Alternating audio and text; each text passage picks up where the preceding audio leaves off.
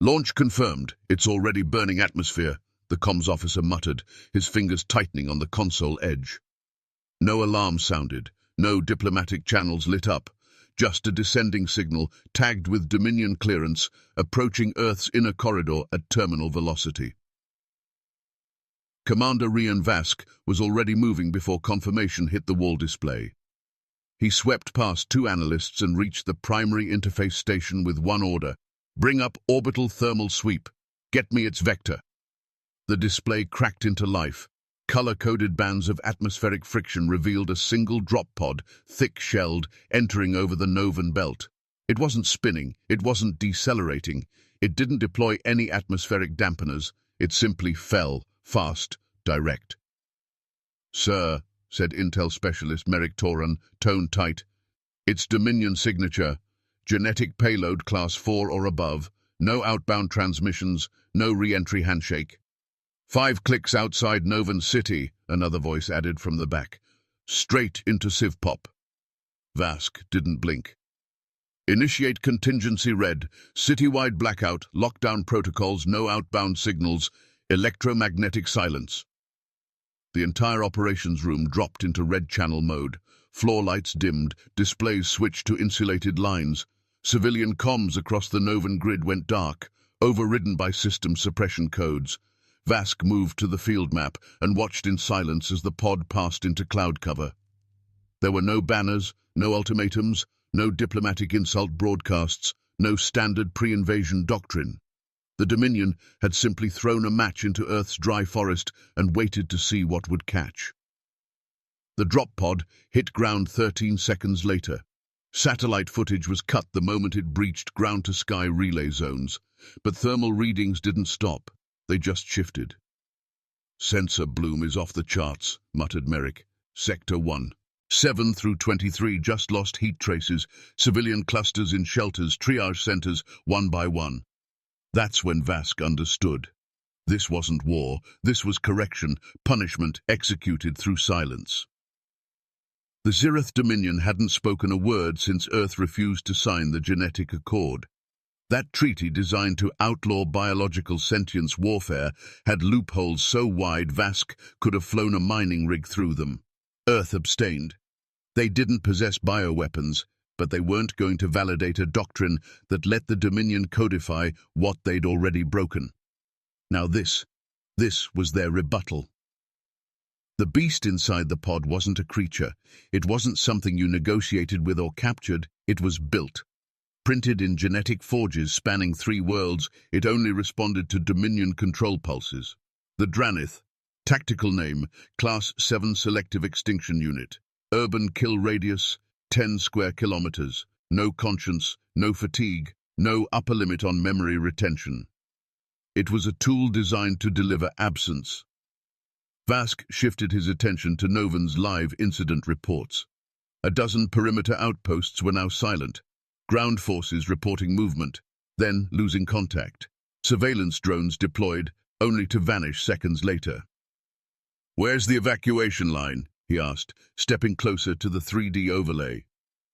Sector 9 and 10 showed partial movement, pod exits in progress before the EMP surge knocked out localized power. But Sector 11... "Sir," said a younger tech, swallowing hard, "we're missing one child, Kalen Dorr, 10 years old. Last ping was from a secondary pod in the Sector 11 fallback corridor. EMP caught the roof relay before it lifted." A child, still inside the zone, still unaccounted for. Vask's gaze didn't move. "Scan for all unregistered movements inside Quadrant 11. Filter out ground tremors. I want feet." The map refocused. Low-profile heat anomalies flared briefly. Faint movement trails twisting like static trails across terrain. "Still can't see the creature directly," Merrick said. "It's jamming our return. But based on drop point vector and zone destruction, Dranith's moving east-southeast. Civ cluster targeting pattern." Of course it was. It wasn't chasing weapons. It was hunting reactions. Outside the control center, Novan City turned into grey silence. Public lighting dropped. Civilian traffic froze. Even emergency medical craft were grounded under blackout directive. The only sounds were the creaks of cooling metal and the slow, distant rumble of fallen structures no longer on fire, just dead. Vask returned to his command seat. His hands didn't tremble. They never did. He didn't allow it. He opened a private channel to High Orbit Command. Do not engage from orbit. No retaliatory strike clearance granted. This isn't that kind of engagement. Sir, with all respect, that thing is cutting through one of our densest civilian hubs, came the response from orbit. I'm aware, Vask replied. That's why we're not throwing fire at it. We have to understand what it's reacting to. He terminated the link before the pushback arrived. It always arrived, but he didn't need orbital brass panicking. Not yet. The truth was colder than even Dominion silence. If Earth fired first, Dominion fleets moved. That was the game. This wasn't about Dranith casualties. This was baiting Earth into aggression so the Council could classify them as aggressors. He watched as the screen in front of him updated again. Another hospital zone went black. Then another, all without sound, just a thermal drop. And the last marker flickered. Sector 11's emergency gate had opened. Someone's moving in the zone, the young tech confirmed. We've got movement. Northwestern crawl path. Small figure. Civilian gate profile. That's not tactical. Can we confirm visual? Vask asked. The field drone caught a frame. Through layers of smoke, charges, to debris, and failing lights, a figure emerged. Thin, unarmored, small. Thermal pattern confirms, the tech said quietly. It's the boy. Kalen Dorr was walking, toward the epicenter, toward the beast. Vask didn't speak. He didn't yell. He simply gave one order. Halt all interception teams. Do not break blackout. Not yet. Behind him, several officers shifted, confused. Sir, that's a child. I know. But I said hold. He leaned toward the image. The boy was moving with no apparent distress. No flinch, no stutter in his steps, not a single ripple in his thermal profile to indicate panic. He wasn't fleeing, he wasn't frozen, he was walking. And somewhere beyond that camera's scope, the Dranith waited, watching. The room grew still. No alerts, no speeches, just silence broken only by the electric hum of the room's sealed ventilation and the sound of someone exhaling too fast on the second tier. Vask leaned back in his chair, eyes fixed on the screen. He had no plans to pray. Prayer hadn't helped the 10,000 already lost. But he could watch. He could listen. Because something was about to break protocol. And when it did, he needed to know if the thing Earth feared was the monster or the boy. Directive disruptors. Authorize them now, Vask ordered, his voice clipped as he pivoted to the lower deck console. The laser plasma display above him split into quad feed, each sector feed stuttering under jamming strain. The room held its breath as the field operators scrambled to run override clearances on weapons that had never left simulation. Authorization keyed.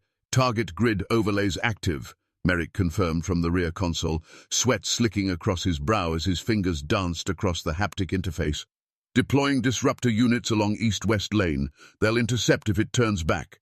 Vask's jaw locked as he watched a tactical render update in jerks, flickers of red zones melting into white, meaning empty, dead. The creature was not weaving. Its path ran straight, segment by segment, like someone sweeping data off a drive. But it wasn't random. That's what bothered him. It didn't double back. It didn't spiral or pulse toward command centers. It moved with intent, but not toward strategic assets. The Dranith was ignoring surface defense posts entirely. It skipped weapons lockers, bypassed broadcast stations. It hadn't touched the military hospital it passed on Hour 1. Instead, it veered into neighborhoods marked with aid flags, zones cleared for civilian triage. Vask tapped the screen, zooming in. This path isn't tactical. Say again?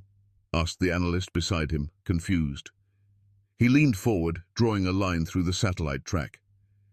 It's not striking targets by power or control. Look at the skip pattern. It's selecting by something else. This section, this isn't high value in logistics, it's refugee center, the analyst muttered, realization blooming like a bruise. We routed children there from grid 9. A moment passed. Then another square went white. They were alive 15 seconds ago, Merrick whispered, and then just gone. On another display, one of the reconnaissance drones captured a partial sequence before going dark, grainy, static-ridden, shaking from feedback interference. The image showed the edge of a medical tent, buckling inward. Inside, figures shifted behind thermals. Then a shadow entered frame, larger than any human form. Its outer shell gave off no radiation spikes, no weapon signature, just movement, unyielding, controlled. Then came the pause. The beast stopped outside the final tent. Its upper frame rotated slowly. Its forward limbs remained grounded. It did not enter. For a moment too long it simply stood there, and nodding its head as if listening.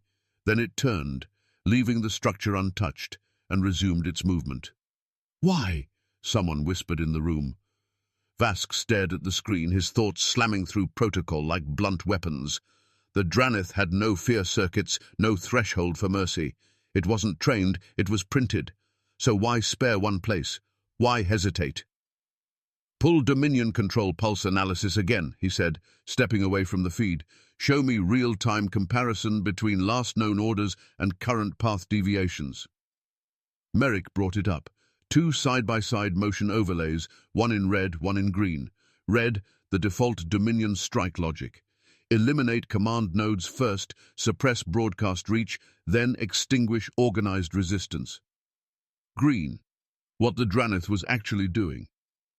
It was rejecting logic, favoring human density over strategic impact, following heat signatures clustered in emotional stress zones, children, aid volunteers, grief spikes.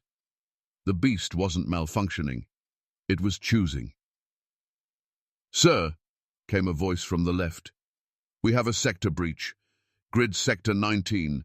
A maintenance hatch didn't seal during blackout initiation. Something, or someone, is inside the red zone, moving." Vask moved faster than his own thought, stepping to the command tier. "Is it military?" "Negative. Small profile, civilian dimensions, under 5 feet. Pull visual, now." The drone scrambled. Its feed stabilized just long enough to push through static veils of smoke. Rubble lay fractured across what used to be a train terminal. Overturned gurneys glinted in collapsed artificial light. Then a figure emerged, alone, thin, gait steady. No environmental suit, no armament, not even gloves. "Kalen Dor," Vask said aloud, as if naming the impossible might make it less so. The child stepped across crushed gravel, small boots sliding on fluid-spattered tile, unaware, or unbothered, by the hovering D. Roan above. His breath formed short plumes in the cold, unfiltered air. He didn't run. He didn't glance around. He walked forward like he belonged. The feed twisted again, then sharpened. Ahead, past the train platform, the dust shifted unnaturally. A massive form, still obscured, began to rise. From beneath a collapsed street tunnel, something enormous lifted itself into full posture. A rear limb cracked outward, gouging a half-meter trench through stone as it balanced on triple-jointed legs. It had noticed him. "Kinetic teams are on standby," Merrick said. "Do we give the shot order?" Vask said nothing. His hand hovered over the approval glyph, but his eyes stayed locked on the screen. The child didn't slow. The beast didn't charge. They closed distance in eerie synchronization. "Sir?" Merrick pressed again. "Hold," Vask said. "But hold." The Dranith stopped. Not froze. Stopped. Like a system halting mid-query, it didn't adjust posture or widen stance. It remained still, watching. A small wind caught the boy's coat. He brushed it down, then took another step. On the feed, the Dranith tilted its head. No external pulses, no aggression. Its front plating flexed slightly, as if reacting to a low-frequency tone. "This makes no sense," whispered the tech behind Vask. "It doesn't do this." The creature shifted weight backward, still silent. Kalen stopped, raised his arm. His voice carried, faint but functional, on the drone mic. "Sit," the boy said. Everyone in the command room heard it, and the Dranith obeyed. "Magnify feed 5. Lock every sensor we've got on the boy," Vask said, stepping forward like the floor itself had shifted. The overhead display responded, reframing the image into high-resolution segments across 3 heads-up quadrants. The smoke had begun to thin, pulled back by the vacuum damage of ruptured pipes, and the figure at its center resolved with clinical clarity. Kalen Dorr, bare arms scratched from debris, sweater darkened by soot, one shoe missing, walked through the disaster zone like he'd memorize its map. His shoulders were relaxed, chin forward. Each step landed without hesitation. His breath misted faintly in the cold air, even as rubble shifted underfoot and fractured glass crunched beneath his weight. Thermal readouts ran live in the left corner of the screen. Heart rate steady, respiration normal, not one fluctuation in stress index, not a tremor in his gait. 10 years old, alone, unprotected, and displaying the kind of emotional discipline hardened command units failed to replicate under duress. The room remained locked in unnatural quiet. No one looked away. Across from the boy, 50 meters through the wreckage, the Dranith adjusted its weight. Its 3 rear limbs dug subtly into the ground as its bulk rotated, calculated, slow, unthreatening. Forward limbs hung, claws relaxed, not extended. The sensory ridge along its back, usually lit in reactive pulses, remained dark. "Does anyone have a Dominion control pulse on record showing behavior like this?" Vask asked. Merrick didn't answer. He was already reviewing thousands of archived skirmish clips, side-feeding Dominion broadcast sequences across the lower grid. Every documented Dranith encounter played the same: arrival, sweep, termination. There were no pauses, no eye contact, no response to civilians, and certainly no hesitation. "I don't think this has ever happened," Merrick said, barely above a whisper. "It's not logging him as a target." Kalen stopped. The last 10 meters between him and the creature stretched in a silence that pressed behind Vask's eyes. The boy raised his right hand slowly, palm forward, like greeting a cautious animal in a schoolyard. There was no posturing, no command, just presence. The Dranith's head, shaped like an armored wedge beneath reinforced carapace, tilted several degrees to the left. Its sensor ridge twitched once. Then the boy spoke. "Sit." One word, no military cad, and no vocal modulation, no projection. The syllable didn't echo, it didn't snap. It simply existed between them, floating in the cold haze of fractured city air, and the creature sat. The sound of its weight folding downward reverberated through the wreckage. Pavement cracked beneath it, dust lifted from nearby structures. Its limbs tucked beneath its body like a resting animal, its cranial plate lowered halfway. No growl, no resistance. Movement ceased entirely. Everyone in command control reacted at once. "Begin recording at every frequency," Vask snapped. "Backup audio through triple mirror caches. I want sensor resonance logs isolated and flagged for neurological match patterns." The technicians surged into action. Panels lit. Heads-up streams expanded. One feed caught a dermal shift, a subtle contraction in the beast's skin armor as it retracted microplates covering its dorsal node cluster. "That's the aggression matrix," said one analyst. "It just folded it away." "What?"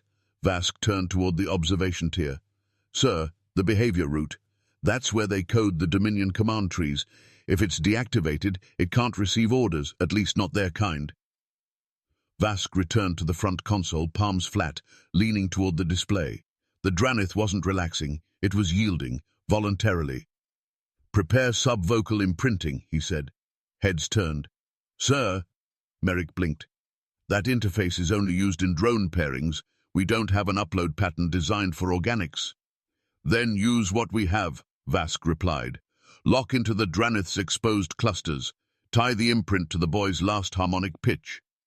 The operator hesitated, then nodded and activated the neural link projector. The uplink vector connected.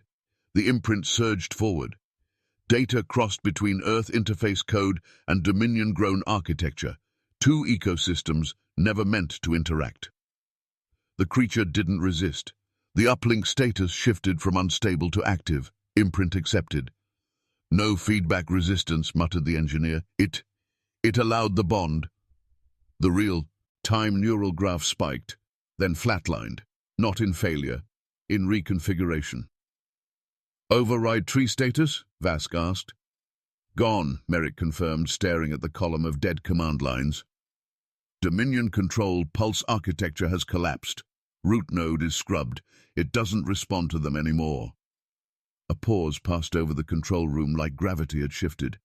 Every monitor now displayed the same image. The Dranith, seated in absolute stillness, breathing in sync with the child standing calmly before it. No guards, no barrier, no leash. The apex weapon of the Dominion, built to obey one chain of command, had just rewritten itself to listen to a voice that gave no order, only acknowledgement. And the entire galactic war calculus changed in under 6 minutes. Log everything, Vask said. Timestamp it, encrypt it, triple fork the archive into all fallback locations. He stepped back from the console and looked up at the boy on the screen. Kalen hadn't moved. He simply stood there, one arm still slightly raised, as the dust settled around his shoulders. He didn't overpower it, Vask muttered. He aligned with something buried in it, something they never meant to leave behind. It wasn't victory. It was something more dangerous. Recognition.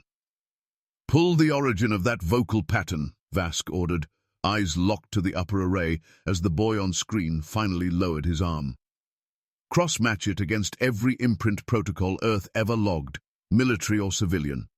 If anything matches, I want to know when, where, and who buried it. The analytics tier lit up in a flurry of movement. Technicians dragged deep code layers out of dormant vaults, some older than most of the team. A voice imprint from a 10-year-old boy had just rewritten the Dominion's most secure control architecture, and no one could explain how. Not yet. Kalen Dor stood calm and unmoving in the cold breath of the ruined city square. The Dranith, Earth's apex threat only 20 minutes ago, remained seated before him, motionless. Its dorsal plates remained unlocked, breathing shallow. Aggression index frozen. No resistance, not even alert posture. It didn't need restraint. It had dismissed itself. From the subsurface briefing room beneath the Southridge Command Complex, Vask paced before a narrow vertical heads-up display, flickering with feed anomalies and time-stamped neural overlays. The room was sealed, secured behind double kinetic vaults, and filled with people who had never needed to sit at the same table. Until today. Merrick Toran leaned over a scroll field populated by thousands of coded imprint structures. We've pulled everything back to pre-Saturn protocol era. This one, Project Lure, is the only match. And it was never deployed. It was shelved before Phase 3 even started. Vask stopped pacing. Lure. That was from the Neuro-Empathy Drone Initiative, wasn't it? Correct, Merrick said. It was a side path developed for civilian pairing units, non-aggressive, built for learning interfaces. Harmony-based imprint models. It focused on emotional synchronization instead of command assertion. That was back when we were testing synthetic tutoring bots, another analyst added. We dropped it. Too unpredictable. Kids imprinted in random intervals. It was impossible to maintain command hierarchy. Except the Dominion didn't drop it, Vask muttered. He turned toward the main wall, where the vocal resonance signature from Kalen's transmission was layered against the Lure archive format. The shapes were nearly identical, tonal inflection, waveform decay, auditory contour, no modulation, pure natural frequency embedded in early pre-verbal conditioning templates. The Dominion hadn't invented their control system from scratch. They'd borrowed code during the AI exchange treaties over 40 years ago. That was supposed to be theoretical only, white paper only, unmapped. Instead of building something new, they had copied emotional resonance structures Earth abandoned and embedded them into bioweapons that weren't designed to receive empathy. They never deleted the empathy interface, Vask realized aloud.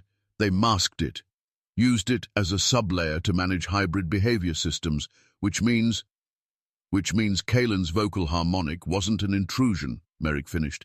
It was a root passkey. The room held its breath for a moment. "So the weapon never failed," said one voice near the console.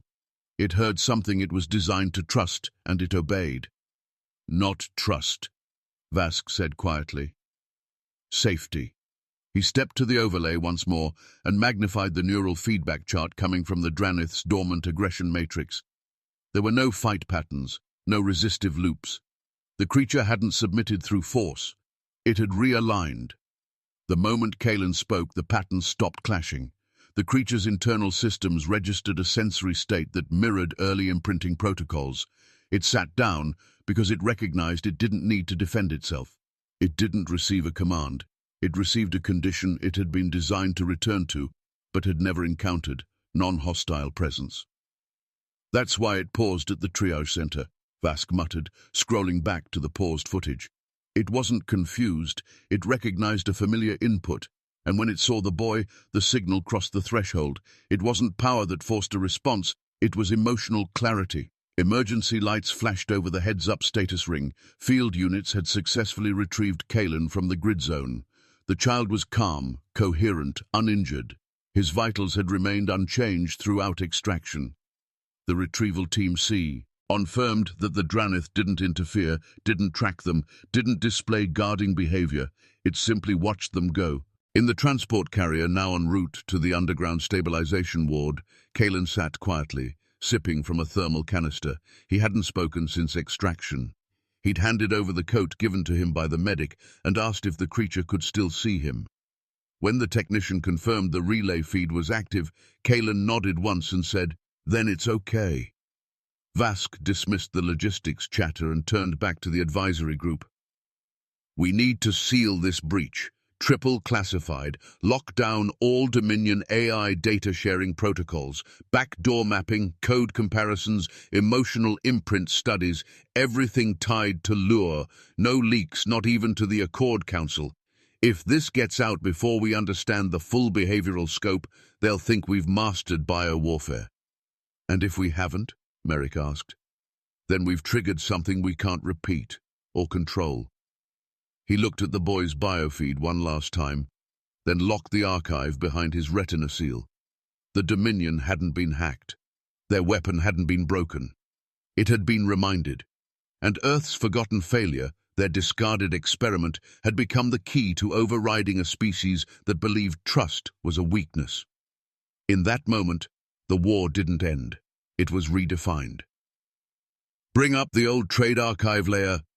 I want every line of interface code the Dominion ever borrowed," Vask ordered, stepping into the crosslink chamber, its circular tier of terminals already lit with deep storage feeds. The room, usually dark and dormant, now vibrated with cold urgency.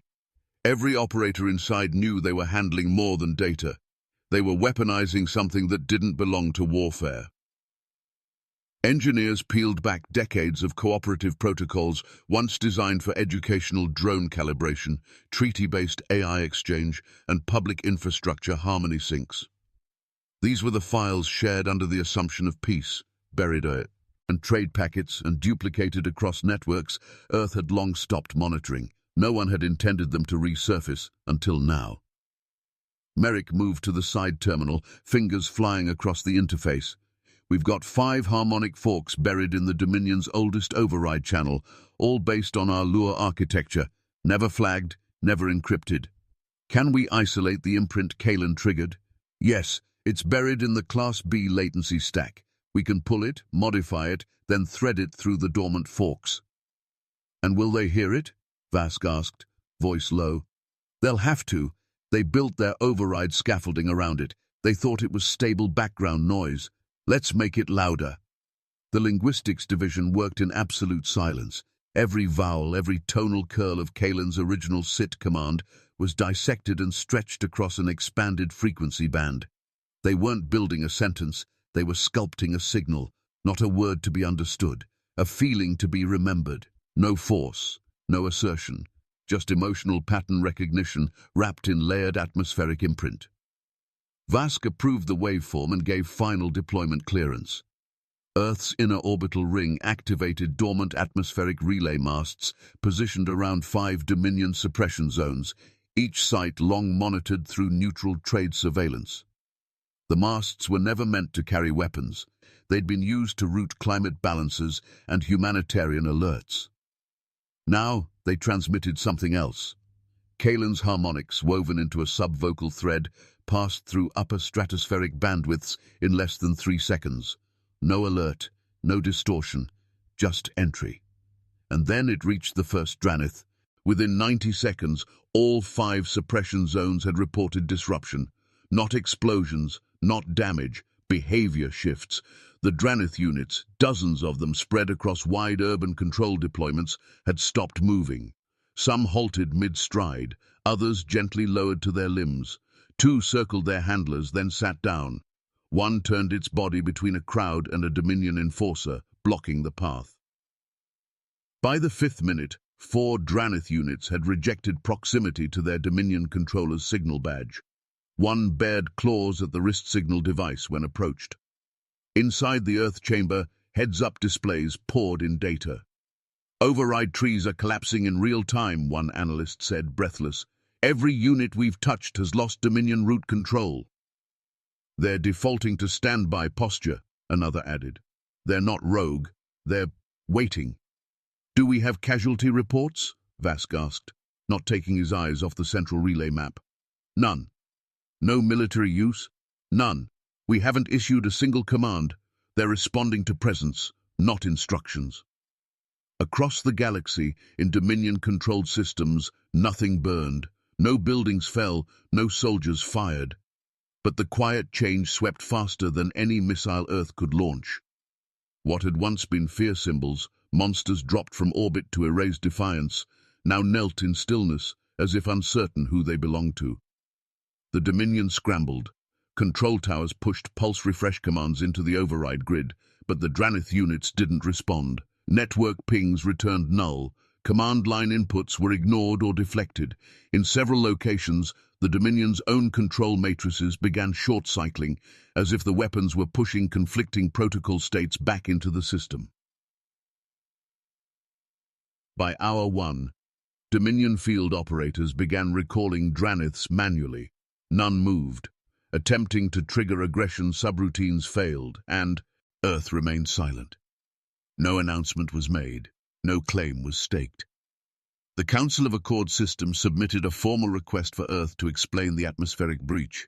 It received no reply. Not a single channel on Earth's side responded, because this wasn't a declaration. It was a correction. Vask sat at the center table of the cross-linked deck, eyes closed, hands steepled. He didn't feel victorious. He didn't feel triumphant. What had happened was not conquest. It was exposure. The Dominion had stolen something built for trust and hidden it under aggression. And now, that trust had resurfaced on its own terms. "What now?" Merrick asked, standing beside him. Vask looked at the central feed. The last relay confirmed its payload had reached the final zone. Across 5 worlds, Dominion broadcast towers ran emergency loops. Civilians stood in the streets, watching their once-feared enforcers sit idle in city squares and quiet roads. Schools were silent. Markets froze. No gunfire, just giant creatures waiting. Not for Earth's war command, for the only voice that hadn't asked them for violence, the voice that had never meant to command. Kalen's. "Pull the Sovereign node logs. I want to see who's still transmitting," Vask said, as he stepped into the secondary command interface room, where only 3 officers sat beneath the suspended heads-up ring. The table lights flickered quietly, not from damage, but from sheer data congestion. Dominion fleet traffic had surged past threshold across 22 border sectors, yet not a single shot had been fired. Merrick stood behind the main input console, brow locked in a slow furrow as his fingers slid across query fields. "They've initiated recursive loop dampening," he said flatly. "Their own AI cores are eating themselves. Every override relay is questioning route access structures. We didn't just shut off their weapons, we shattered the air control doctrine." On screen, Dominion subroutines pulsed and blinked out. Command trees, once rigid and vertically aligned, collapsed into fragmented decisions, some reverting to standby, others rejecting authority channels altogether.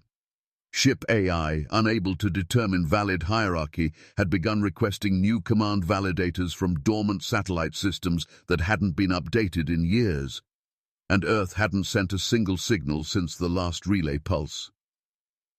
"They think we're still inside their systems," Vask murmured. "We're not." "Doesn't matter," Merrick replied, adjusting a tri-feed interface. "They believe we are." Across Dominion territory, fear became function. Fleet coordinators hesitated to deploy secondary Draniths. Too many units had gone inert. The ones that hadn't received the harmonic were now being surrounded by terrified ground crews, unsure if obedience still existed beneath the surface. Field agents began purging command logs manually, afraid each line might carry embedded Earth influence. The more they tried to scrub, the deeper they believed Earth had gone. Overhead, a Dominion capital cruiser vanished from all known relays, then a second. By mid-cycle, 4 high-ranking strategic generals were unaccounted for. Their channels didn't cut, they just went silent. No farewell, no death. They simply stopped transmitting. In a culture built on absolute visibility, absence was a louder betrayal than rebellion. On 6 planets, governors declared internal lockdowns.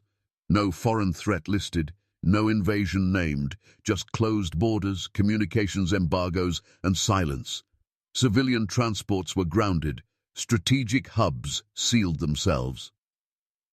Dominion citizens saw their war machines seated in public plazas, motionless, unchained, and unmoving. No explanations came. Whispers spread faster than data. If Earth could control the Draniths, what else had they touched? In one city, a teacher refused. Had to begin class until the seated Dranith outside the school gate stood up again. It never did. Vask leaned over the side display showing diplomatic relay requests from the Accord Council. 32 pings, 9 marked urgent, 1 flagged planetary security risk. All ignored. "Sir," Merrick said, voice uneven, "they've issued a direct ask. Was Earth involved in the override collapse of the Dominion's AI root systems?" Vask didn't answer. "They want a statement. Send nothing. They're demanding to know if we planted behavioral sabotage during the Accord Treaty protocols. We didn't. They think we did." He stepped back and stared at the heads-up world map overlay. The Dominion's network was bleeding itself. Nothing leaked out. The hemorrhaging was internal.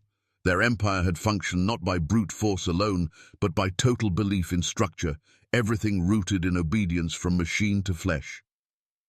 And now the obedience had cracked.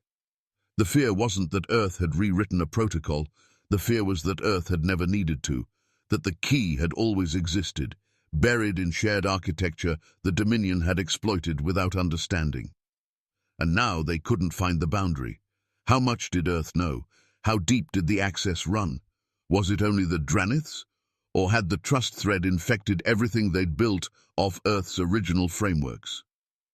One Dominion broadcast flickered across the relay board.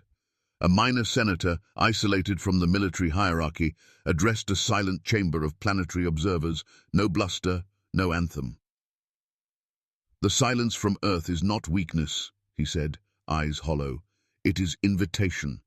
We weaponized something they designed to teach children, and now our own war code fears the tone of a human child." The feed terminated. By next cycle, Accord representatives began requesting personal audiences with Earth Strategic Assembly, not to question them, to ask for assurance, and Earth said nothing, not because they had something to hide, but because silence had become louder than any response. On the 12th hour, a non-state relay group posted a pulse-wave article across 7 open comms, unsigned, uncensored, and picked up by 47 news platforms before Earth's blackout filters killed it. Earth didn't breach the Dominion. Earth didn't touch the beast. They spoke, and the code remembered where it came from. Inside the crosslink chamber, Vask sat beside a paused view of Kalen's final vocal imprint. His voice, recorded through a clipped drone mic and low-gain comm line, still looped in the background. Not as an order, as recognition. And across stars, somewhere beyond the reach of charts and markers, people began saying it without fear. Earth has no beasts, because Earth doesn't need to chain them. Get me the transport manifest. I want visual confirmation the creature entered willingly, Vask instructed, standing before the primary coordination pillar at Ural Containment Base. The site was buried beneath 4 kilometers of reinforced geological strata, tucked beneath weather-shielded peaks in Earth's northeast quadrant. It had never been used before, not because it was hidden, but because no threat had ever needed a home where containment protocols didn't involve force. The image stabilized on the heads-up feed. A low-angle camera showed the Dranith walking across a matte black landing corridor, the mist around its shoulders shifting with each footstep. No escort, no tether. The technicians kept a full corridor of distance, not out of fear, but respect. The creature didn't turn. It passed beneath the archway, scanned its environment once, and moved into the primary enclosure chamber without prompting. Doors sealed, the control officer confirmed. Containment status, green. Aggression, nil. Resting posture assumed within 2 minutes of entry. Vask didn't peek. He simply watched the playback loop once more. The creature had done what no algorithm had predicted. It had relocated itself under quiet directive, not from a military handler, but from a child's voice recorded 3 days ago. The last time it had moved of its own accord was on a battlefield. This time, it had chosen calm. Inside the Strategic Assembly archives, a new document had begun final encoding. Its title, Doctrine, Stillness. Vask had written it over 17 hours without pause. It wasn't a tactical briefing. It wasn't even classified as combat theory. It was filed under behavioral architecture, a single-entry thesis, accompanied by observational charts and time-stamped field footage. The final line of the report was not debated. We didn't disable it. We became safe enough to obey. That sentence alone triggered a request from the Accord Council for formal philosophical clarification. Earth declined to explain. In the days that followed, global military news cycles quieted. No broadcasts showed orbital defenses powering up. No diplomatic addresses were issued. Earth didn't posture. It didn't celebrate. The Strategic Assembly released no commemoration. No symbol of victory was carved. Even internal commendations were delayed. Instead, a civilian stream platform published a new educational program, short, 15 minutes, titled Intro to Cross-Species Trust. The program featured no complex diagrams, no military logos, no encryption codes. The screen faded in to show Kalen Dorr sitting in a light-drenched greenhouse, legs folded beneath him, soil under his nails. He greeted viewers with soft eye contact and a voice that had no rehearsed rhythm. He explained what trust looked like, not as a tactic, not as a lever, but as recognition. He described the creature as tall and still and waiting. He did not use the word weapon. The audience numbers were higher than expected. No advertisement had run. No algorithm boosted the stream. The title alone passed through back channels, translated into 17 non-human dialects. Within 3 days, 4 Accord species requested inter-archive access to Earth's discarded lure protocols. Earth didn't respond. Because Earth wasn't teaching dominance. It wasn't writing new command trees. It was listening to what had remained dormant inside the machines everyone thought they understood. In Ural range, the Dranith shifted its posture twice during the night cycle. On both occasions, it adjusted position to face the small speaker loop embedded in its containment chamber. Not because it needed audio conditioning, but because that loop, once per hour, replayed the original vocal imprint from Kalen. The word sit no longer functioned as instruction. It functioned as context. Vask reviewed the field logs one last time before sealing them in triple archive storage. The doors hissed behind him as he walked the length of the strategic vault corridor, his boots echoing softly on composite flooring lined with zero-pressure tiles. When he emerged into daylight, the sky above was cloudless. No flags flew, no banners had been raised. There was no need for spectacle. The world had moved forward without ceremony, and for the first time in his entire command career, Vask didn't feel the pull of urgency. He simply stood there, beneath a quiet sky, knowing the most powerful weapon Earth had never built was now folded into stillness, because it had been offered something no design specification accounted for: a reason not to defend. Leadership, Earth had learned, wasn't the ability to order obedience. It was learning to speak in a way that made obedience unnecessary. "I'm not signing a farewell speech," Vask told the Internal Affairs Coordinator, brushing past the interface tower. Blett offered toward him. "If they want closure, they can look at the record, not my handwriting."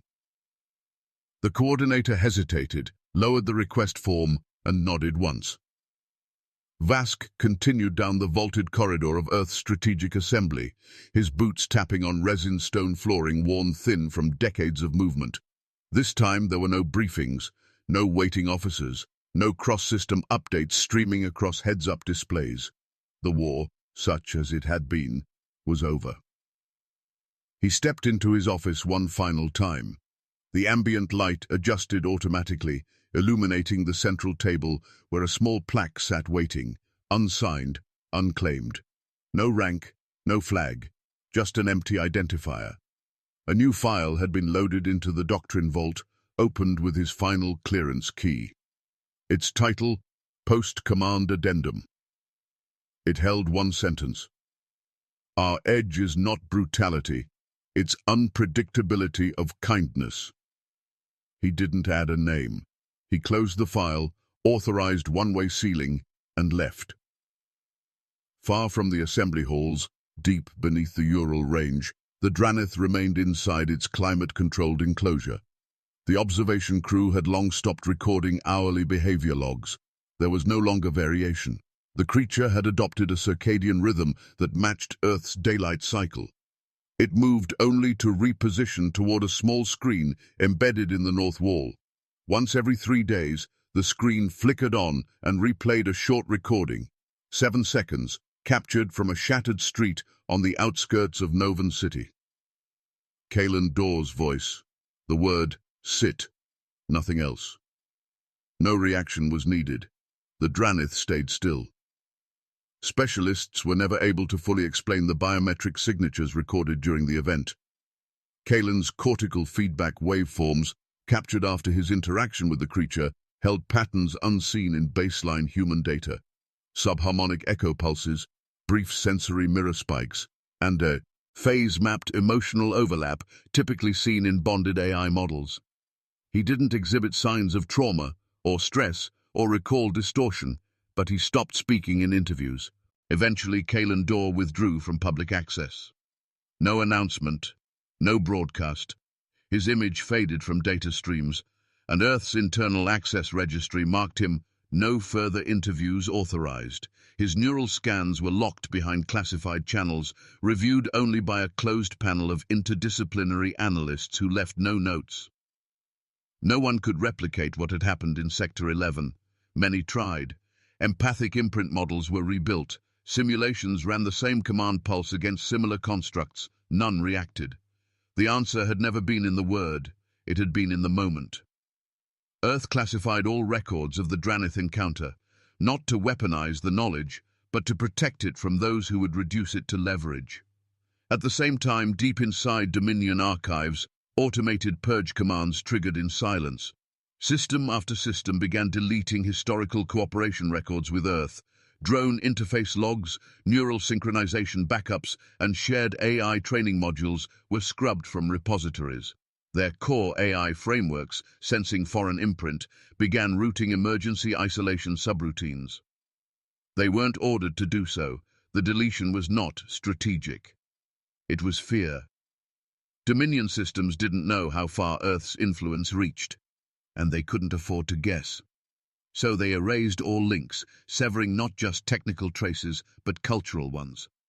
Earth's name, once tagged on minor research credits and co-authored neural benchmarks, vanished from their public knowledge cores within weeks.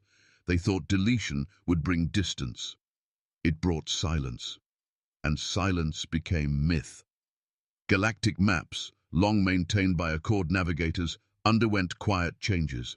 Earth's designation shifted. Where once it had read neutral, non-militarized, it now carried a new label, uncolored, without rank. Restricted, behavioral architecture unknown. No flags were raised. No embargo issued. But the meaning was clear. Don't provoke what you don't understand. Inside the Dominion Command Academy on Turvak's third moon, a quiet revision was made to their strategic ethics manual. The page was sparse, a single warning entry, tagged without author. Earth has no beasts, because Earth doesn't raise them, it listens to them. No citations, no curriculum link, no footnotes. But every cadet read it, and none forgot it. If a single word from a child could break a weapon no empire dared control, what does that say about how we define strength? Would you have trusted the creature, or feared it? Let us know your thoughts in the comments below. And if stories like this leave you thinking long after they end, hit that subscribe button.